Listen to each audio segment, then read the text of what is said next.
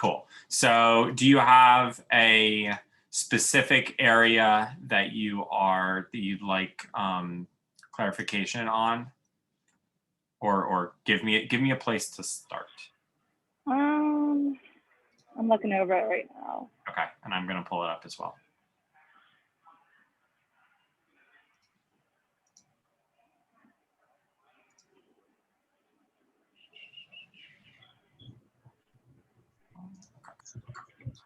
And for those who I thought I read somewhere that it was like a group project or something. that's a difference between the online and the in-person class. So for the online class, it is individual, and the final project is individual for everybody. So that's the initial development of the math assessment was group. Oh, yeah, okay. Just that part. Wait, so it's the final like based off of that? Yeah. Like the math? Yes. Okay. Yeah. Thought I said that on there, but that is a good clarification. Yeah. Does it have to be on the math though?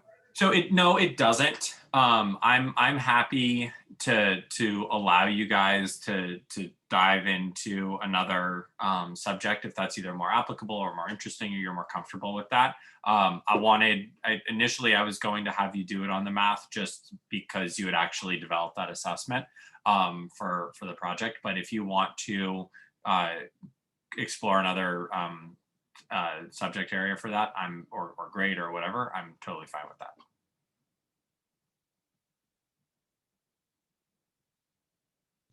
I have a question. Yeah, go on ahead. Moodle under week 14, it has graphing activity and then assignment removed. Yeah. So we don't have to worry about that one. Correct.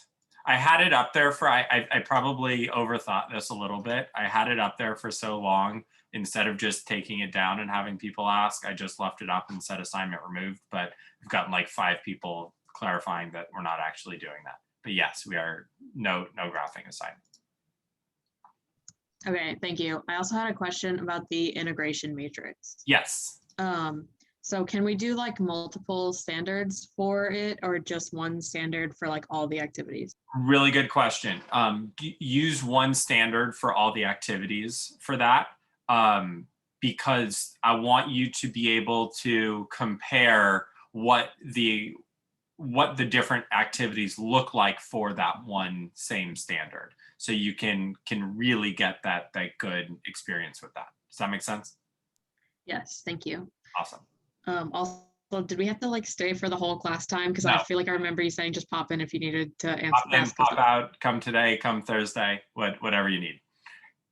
All right, thank you. And I am going to be posting these questions to the YouTube page, so you can go back and see if you missed anything later. All right. All right, thank you. Yep. And Miranda, I'm sure we didn't answer all your questions. I have another one, but it's about 396. Save that. Okay. I could just email it to you if that's better. Yeah, I mean, if you want to hang on and if we get to a lull, then I can pause the recording and we can address that, or you can email. Okay. Either way is fine. Do you? Yeah. All right. More questions. Okay, I'm kind of just lost in general. Because after we made the first assessment, I don't think my group ever met up again to do anything else. So I'm just lost. I have no idea what I'm doing. So you guys need to get back together to be able to do the selected and constructed response. But let's go through a couple of questions, and then I'll pause this, and you and I can see where you are. Okay. All right. So just hang out for a bit, Dustin. I did that, but I did it by myself, like the constructed and selected responses. Okay. I did as well, and we're both from this group. Okay. Well, that makes sense. That makes sense. I'm okay with that. That's fine. I'm not going to make you guys redo that at this point. Miranda, did you want more clarification on the final? I'm sure you do. I don't have any questions right now, but if I have something in mind, I'll just email it to you. Okay. Like if I start working on it and then something pops up, I'm just sure email something you. will. Yeah. Yeah, I'm sure it will. And I'll I'm probably go- have a few questions. if you look on that last page, there's the rubric components. I'm, as we speak, kind of finalizing the points associated with that rubric, and it's going to be put up in the format of an analytic rubric that from the previous assignment, so you guys can kind of see what that looks like in my head. But that, do be on the lookout for that today. Okay. So I went to the integration matrix, and that's what's really tripping me up right now too. Okay. Is that as a whole? So like, what is it? I kind of like looked at it, but I didn't understand what to do. I'm sorry. So no, it's fine. So the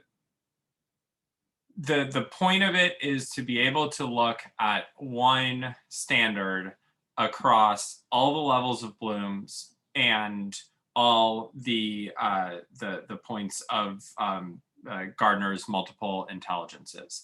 And from that, you should be able to, over time, this is not something that you would do it all at once, but develop different activities, different types of questions, assessment, performance assessments that can address that one standard for literally any student, right? So if you have a student where you're trying to work with them on a knowledge level, on a mathematical logical strand, and an analytical level, you can have activities that address that same standard across all these different either means or levels of blooms. So that way you're not pigeonholed into the one or two activities that your curriculum presents to you. There's the 7 levels of blooms, and there's 8 or 10 levels on the Gardner's multiple intelligences. So that's 70 to 50 to 70 different activities, probably more, that you could potentially use to teach subjects to all of your students. And a curriculum is going to present you with 3 or 4 or 5 if you're lucky. So this is a tool that I would use to extend the activities that a curriculum gives you. And I want you to work on thinking about what those activities might look like for each of those different levels. And now this could be like math, English, like it doesn't matter what it is. Just Correct. Yeah, okay. Absolutely.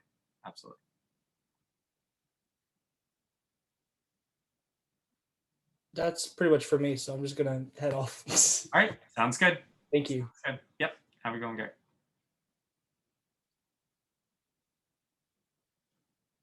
All right. Get Jackie in here.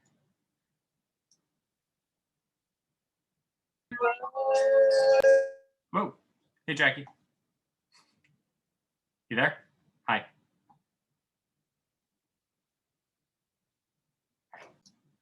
Okay. So I'm going to do a quick run through of the final. Again, I think that most people who are jumping on are that's what you guys are going to want. So I'm not going to go through the rationale and all those other pieces. You can watch the lecture from last Thursday in order to get that. But let's go through the structure of what's needed, what is actually needed, and the structure of what's needed. Okay, so this can be done in either a Word document or a PowerPoint. The goal is going to be to have three, I guess, major components. You're going to have an overall assessment analysis. You're going to have an item by item analysis, and then you're going to have that graphing component. Where you make your fake data set. So those are the 3 things that you're looking at. There's not going to be a minimum or a maximum number of questions, but there has to be enough coverage to really show that you are assessing the whole of an actual unit, whatever that means to you, okay? You have to have both selected and constructed response items in your assessment. You can include performance assessment items, but you do not have to. But you have to have at least some selected response and at least some constructed response. You don't have to restrict yourself to a particular amount of allotted time that you would be planning to give this assessment in. So I don't care if it's a 30-minute assessment or a 90-minute assessment. You don't have to like modify anything to that. All right. So then within each of those, or taking all of that into account, you have, again, those 3 components. You have the analysis of the whole assessment, you have the analysis of each item, and the graphing.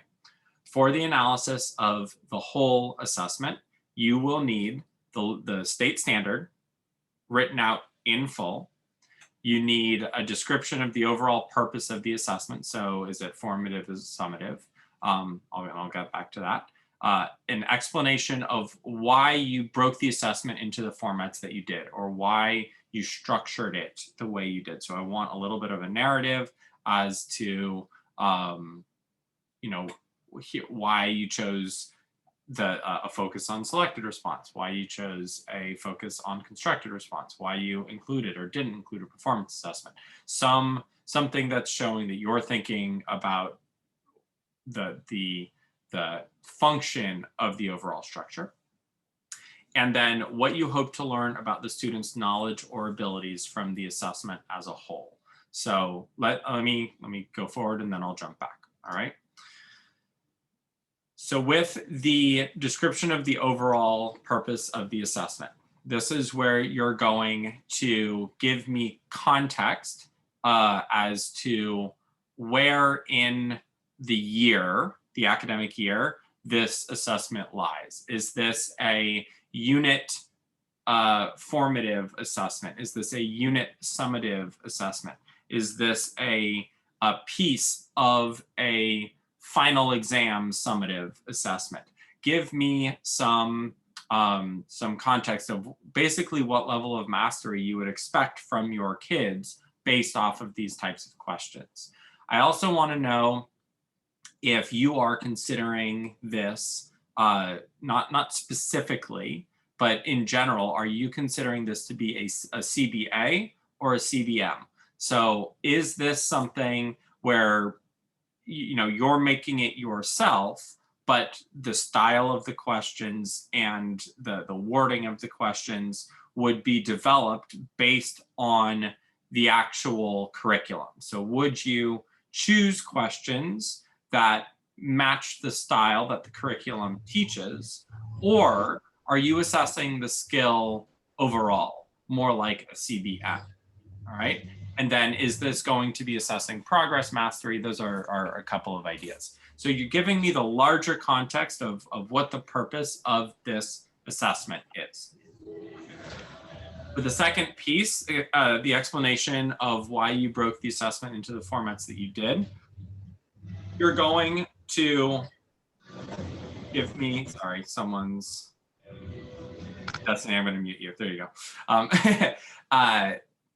You're going to take the context of your answer to the first question and use that to explain why you focused on what you did in terms of formats. So I would think that the more summative your assessment, the more constructed responses you're probably going to have. So if I have a student or I'm giving an assessment at the beginning of a year or early in a unit, I'm just checking for progress, I might have more multiple choice questions. Can you identify the obvious response in a sea of nonsense, right? Versus more summative, or the end of a unit, where you're saying, I want you to actually show me that you can do this thing now. You're supposed to have mastered this. I want you to do it. All right. and anywhere in between. So like a final exam in an English class might be one large essay, right? It's one constructed response. You have to put everything together, and that's it.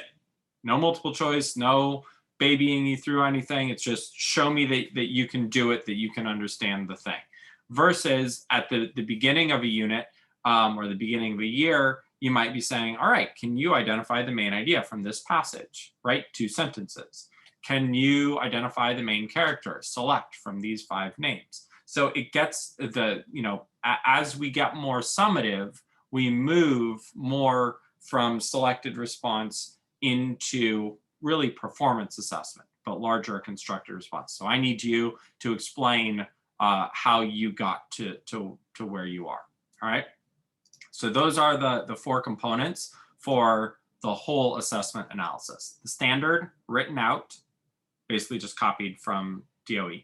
The description of the overall purpose, the explanation of why you broke the assessment into the formats that you did, and what you hope to learn about students' knowledge or abilities from the assessment as a whole. Okay. Then for each item, so for every question that you have on the assessment, you will identify the state standard number. So, there's the standard and then there's the different components of the standard. So I want to know which of those components this question is addressing. Give me the exact question, including answer choices for the selected response. A description of why you chose this format for this question. What about this question made you select it for constructed response? What about this question made you select it for multiple choice? All right. And then what specific information you hope to learn from either or of both an incorrect or a correct response. So the idea of here, So let's start with the description of why you chose. I kind of said that for each individual item, identify why you selected the format you chose over other options. So why is this better suited as selected response than constructed response? Why might this work as constructed response, but you chose it for selected response because kind of whatever your rationale is there. But then this next one is the really big one in an assessment. Remember, we are trying to gain information that we can use to make decisions about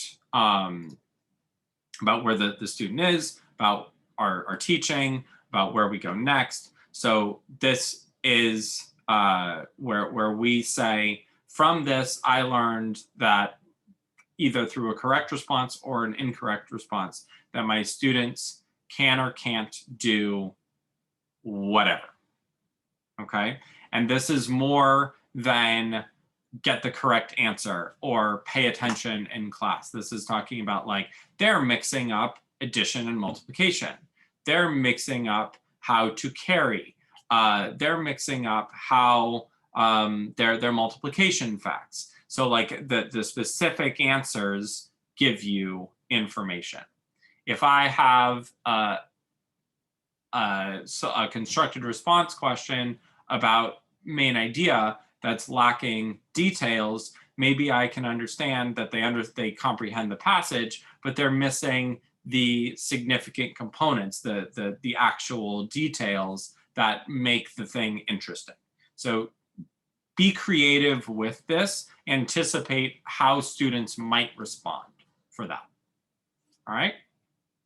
And then finally, you're going to, where is it? Complete the graph with fake data showing a comparison of pre and post tests for the 20-person class. So that's what we went over, a week and a half ago. And I can, refer to the Excel sheet for that. Okay. Thank you. Yeah.